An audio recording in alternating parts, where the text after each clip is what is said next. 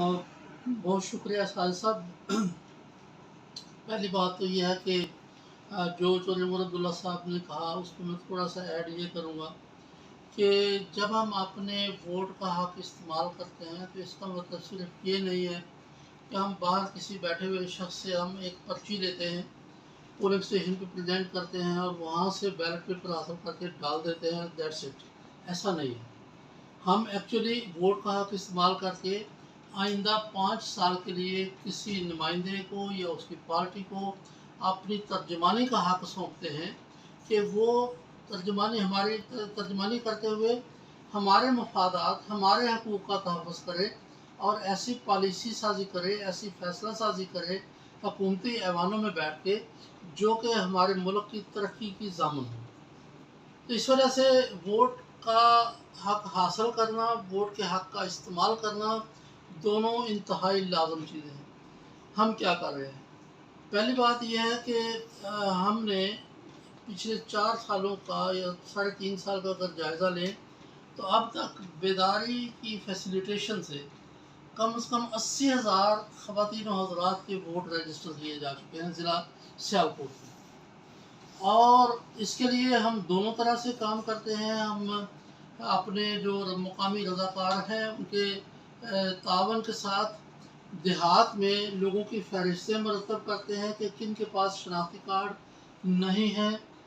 उनकी फ़हरिस्तें हमारे पास होती हैं। फिर हमारा बहुत ज़्यादा शुक्रिया नादरा के लिए कि नादरा जो है वो बहुत ज़्यादा हमारे साथ तावन करता है और उनकी जो मोबाइल रजिस्ट्रेशन वैन है वो हमारे रिक्वेस्ट पे मुख्तलिफ़ देहात में मुतय्यन होती है और वहाँ पर फिर हम आबादियों में से उन लोगों को लेके आते हैं जिनके पास शनाख्ती कार्ड नहीं होते हैं कि वो अपने शनाख्ती कार्ड हासिल करें और बाय डिफ़ॉल्ट ऑटोमेटिकली जिस बंदे का शनाख्ती कार्ड बनता है उसका नाम वोटर लिस्ट में दर्ज हो जाता है। दूसरा तरीक़ाकार हमारा यह है कि हम लोगों को नादरा के फैसिलिटेशन सेंटर्स तक ले जाते हैं और वहाँ पे जो है वो उनको सहूलत कारी फराहम करते हैं कि वो अपने शनाख्ती कार्ड दुरुस्त कवायद के साथ हासिल कर लें। जहाँ तक हमारी इस सिलसिले में अगली काविश है वो ये है कि एक तो ये है कि कोई तबका जो है वो इंतखाबी फ़हरिस्त में अपने नाम के इंदराज से महरूम न रहे और फिर अपना हक़ राय दही ज़रूर इस्तेमाल करे। हम वोटर एजुकेशन सेशन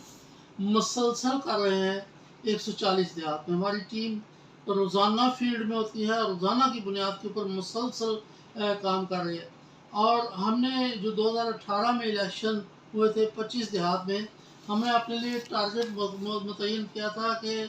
हमारी जो ये 25 देहात हैं उनमें कम से कम